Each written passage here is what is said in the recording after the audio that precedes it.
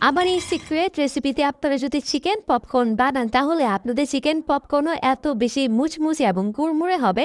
আর সব থেকে বড় কথা, এইটা ঘন্টার পর ঘন্টা থাকলেও একদমই নেতিয়ে যায় না, এরকম ক্রিস্পি থাকে। আর মাত্র এক পিস মুরগির বুকের মাংস দিয়ে এতগুলো মুচমুচে চিকেন পপকর্ন হয়ে যায়, ভাবা যায়। এইটা একদমই নতুন আর সিক্রেট একটা রেসিপি। জাস্ট এই রেসিপি ফলো করে যদি আপনারা চিকেন ফ্রাই চিকেন পপকর্ন বানান তাহলে আপনাদের চিকেন ফ্রাই চিকেন পপকর্ন অনেক বেশি মুচমুচে এবং অনেক বেশি ক্রিস্পি হবে। প্রথমেই আমি মুরগির বুকের মাংসকে এরকম পিস পিস করে কেটে নিয়েছি।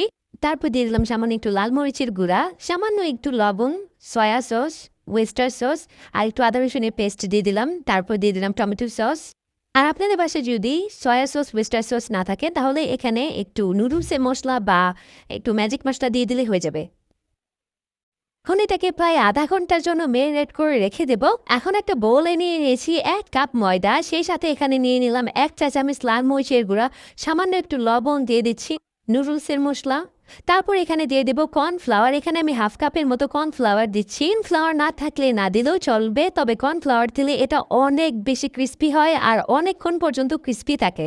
রেস্টুরেন্টগুলোতে সবসময় কর্নফ্লাওয়ার দিয়ে এই চিকেন ফ্রাইটা করে থাকে। যাই হোক, এখন আমি হাতের সাহায্যে এরকমভাবে পানি ছিটিয়ে দিচ্ছি আর পানি ছিটানোর পরে এরকমভাবে একটু মাখিয়ে নেব। এরকমভাবে 4-5 বার মাখানোর পরে দেখবেন যে এরকমভাবে ক্রাম্বের সৃষ্টি হবে, অনেকটা ক্রাম্বল হয়ে যাবে।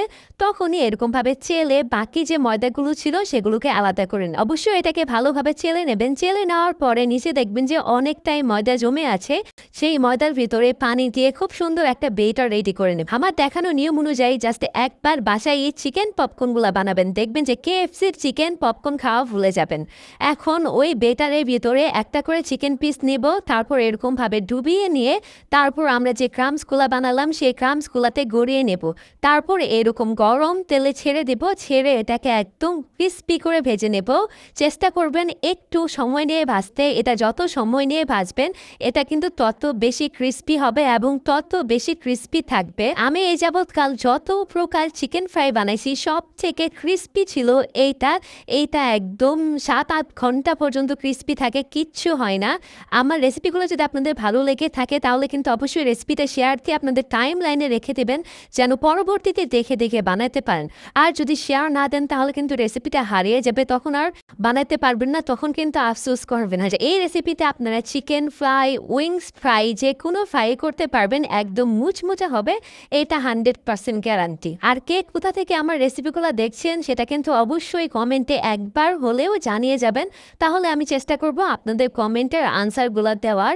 দেখা হবে তাহলে নেক্সট এপিসোডে। সেই পর্যন্ত সবাই অনেক বেশি ভালো থাকবে। আর এই মুচমুচে চিকেন পপকর্নগুলো কিন্তু অবশ্যই বাসায় একবার হলেও বানিয়ে খাবেন। আল্লাহ হাফেজ।